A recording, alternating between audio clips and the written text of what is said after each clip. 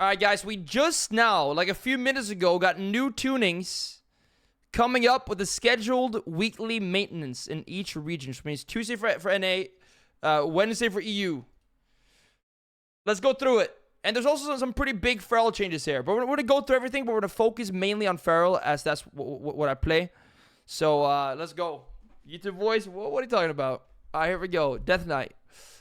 Rider of the Apocalypse, Trollbane, Ice Fury, slow target by 40% was 70. Okay, that's good. Bit less slows from DK. These are the PvE changes. But keep in mind, if it does not say does not apply to PvP combat, they also apply in PvP. Then we have Feral Druid. Rampant Ferocity now damages enemies within 8 yards of the Druid when using Ferocious Bite instead of the enemies within 8 yards of the target. Okay, so it's going out from you and out from the target. Okay, cool enough. We guys, again, PvP changes. That's where it's at right now. Our Druid, all healing increased by 4%, not applied in PP. Then we got BM. Beast Cleave damage increased to 90, was 80. Kill Cleave damage increased to 90, was 80. So some slight buffs to BM here overall. Now we got Fire Mage. Flame Strike damage increased by 15%. I don't know if Fire Mage can still play that Flame Strike build from Dragonflight, but that might pump. Phoenix Flames damage increased by 20. Living Bomb increased by 10.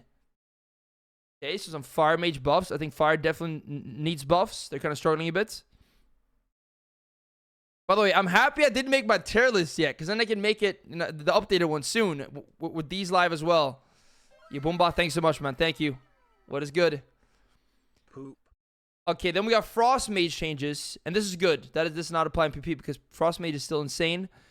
Glacial increased, Rare Frost increased in PvE. Shadow Priest damage, all damage increased by 4%. This also applies in PvP. Then we got the player versus player changes, guys. And some Feral stuff here as well, which is going to be quite interesting. Unholy. Doom Burst causes Death Coil to burst 2 Festering Wounds, was 3. Slight nerf there, it seems. Then we got Havoc De-Age. Demon Bite damage increased by 10% PvP combat. Demon Blaze damage increased by 10%. I've seen De-Age complaining quite a bit about their damage, so they're probably going to be quite happy about this. Then we got Chaos Strike. Annihilation damage increased by 10% PvP combat. Blade Dance, Death Sweep damage increased by 10%. So 10% almost across the board for DH. That's a lot. That's a lot. And guys, now we got the Feral stuff. The most important things as well. Most important changes, of course. Feral Druid. So, let's go through it. Sabertooth now increases damage of Ferocious Bite by 10%, was 15, and increases damage of Ferocious Bite per periodic effect by 2%, was 3. So, Bite getting a little bit of a nerf here through Sabertooth and Taste for Blood. I think Farmar crunched the numbers. You said it was 11% nerf to Bite overall, right? With full bleed sub, I guess.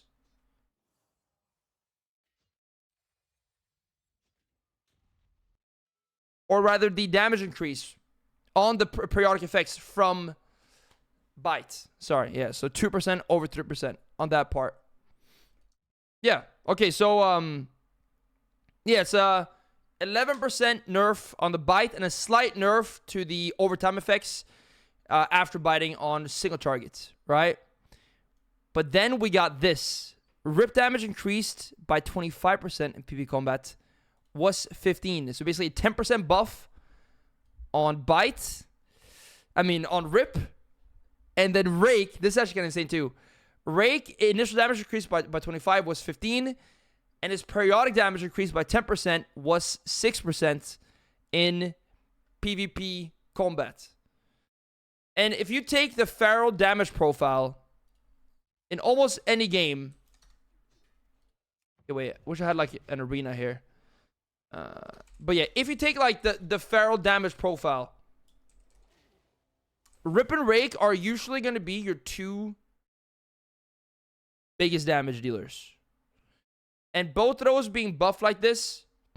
Yeah, that's true. Yeah. So it went from -6 to +10. Yeah. That's true. -6 to +10 in PP combat. So to our overall damage profile, this is a pretty big buff, I would say. A bit odd that they nerf bites more. As I don't think the bites were too crazy right now. But I guess because they nerfed Saber Jaws. But then we just stopped going Saber Jaws. At least I did. And now they're hitting bite on some other modifiers as well. Bite will still hit pretty hard. And we're still going to bite a lot. You still bite a bunch because you have full bleeds on the target. You bite. To buff your bleeds, and it's also going to do some pretty good burst. So, yeah. I mean, I think these changes are fine. And I'm kind of surprised they're like buffing us. Yeah. A bit more. I'm surprised about that. Taking away some of our burst, but adding more sustain. I like the changes. I do. I mean, I love bleeds. I love bleeds. So that's kind of cool. Yo, Ginkax, welcome. And then we have Evoker Devastation, Surge damage reduced by 15% in PP combat. Then we have, so yeah, small nerf to Deva here. Mage. Frostfire. Frostfire Bolt damage increased by 100% in PP combat to 175. So buff to Frostfire Bolt. Frostfire Empowerment increased the Frostfire Bolt damage by 30%. Was 50. Okay, so they nerfed the empowerment, but buffed the actual ability itself, it seems. Arcane Blast damage increased by 45% in PP combat. Was 15.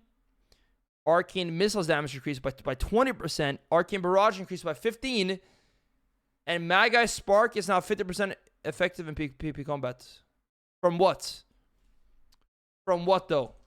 Is my only question. Feral got buffed, though, overall, yeah. It's an overall buff to our damage. Dude, Arcane is going to be one to look for now, I think. Fire Mage. Fireball damage increased by 100% in PP combat.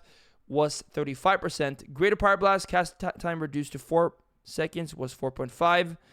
Okay, so G-Pipe going to be a faster cast now. But it now deals 30% of his target's health. Was 35. Okay. Faster cast, bit less damage. I don't see anyone playing G-Pipe anyways, though.